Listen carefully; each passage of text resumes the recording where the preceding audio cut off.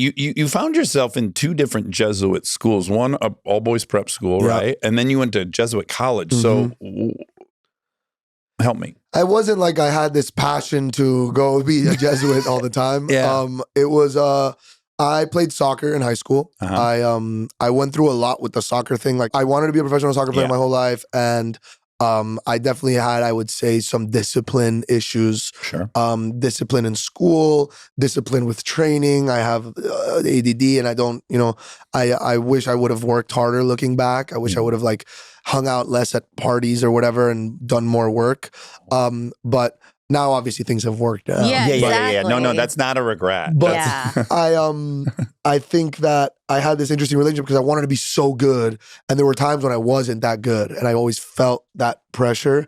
And I had a problem because I behaved bad in school, and then I would make the soccer team, and then I told my coach, I want to be number 7 or number 9 or number 10, like these great numbers.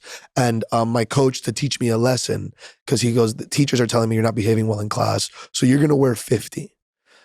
So I wore number 50 because my coach was trying to teach me like to be humble and to relax. And the following, couple years, I had a change of like mentality. And then my senior year, I would wake up before school and work out and then go to school. I was eating a certain amount of food. I was taking everything so serious. I went from my junior year having 4 or 5 goals on the season to 20 goals my senior year. I was all Dade, all region, all state. I ended up I finally made it. I was the captain of the team. And I was sending my video to colleges, and I wanted to play in college. And I wanted to play Division I. I wanted to be this, Division I athlete. I'm emailing all these schools. I'm the youngest, one of the youngest people in my grade because my mom skipped me a grade when I was really little, which is not good for sports, but it's good. It makes the mom feel good that the kid is it's like, forward. This kid's brilliant. I also started kindergarten at 4. They do that. I like it. Also immigrant parents. But if you want Also your kid to, immigrant exactly, they go, I just want to get him out of just hurry up Let's and finish so you this. can get to work. That's right. That's right. A couple of Division I schools I talked to, they looked at me as kind of like, wait a year. Wait a year and then we'll take another look. And I'm sure that after a year, I could have maybe gone Division I, but at the position where I was, the real interest was from a few Division III schools. It came down to Occidental here in California, where Obama went. Oh my God. Hussein. Barack Hussein Obama? Him. Holy. All right, Hussein on 3. 1, 2, 3. Iraq. I didn't want to do that one. Saddam. But my mom, it was that school, and then it was this Jesuit school in Ohio. But the coach was really nice, Coach Marinero, Coach Mladenovich. They were so nice, and they liked my video, and they wanted me to go. They helped me get a scholarship, and it was like this really like rewarding feeling to have like coaches want me to play there and give me a scholarship.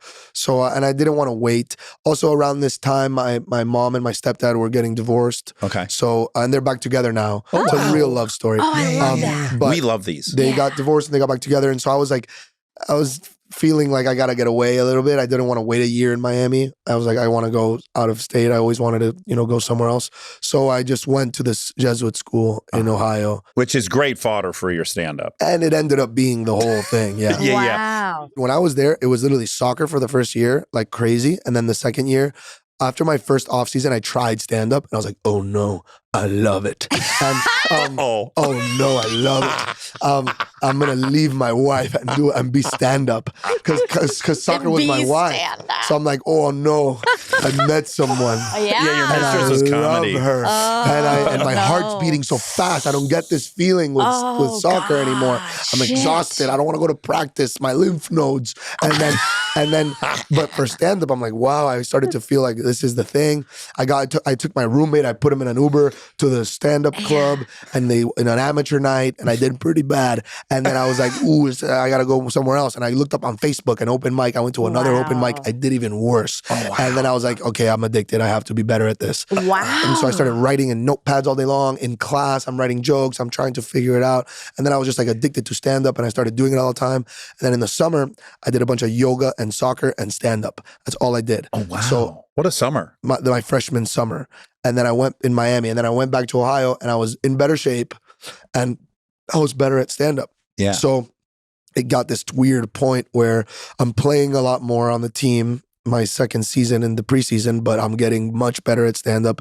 And then I win this amateur competition, and they're like, we're going to pay you $500 to host for the weekend. Oh, baby. You know? Oh, baby. And then now it's this weird thing, and I don't know what to do.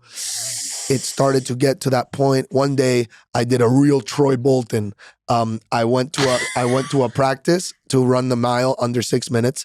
I did it with my friend Alpha Freeman. He's from Sierra Leone, and he was a gazelle. He could have ran that thing in 4.5. But I go, Papi, you got to stay with me because I need you to focus me. Okay. And he did. He ran with me and he got me through. I did it under 6 minutes, and then I swear to God, I told the coach, I go, I have to go to rehearsal for a theater play that I'm in. And he was like, okay, it was one of these like off-season practices, so it wasn't that big of a deal. But he was like, okay, so the kid's doing theater on his off time. Right.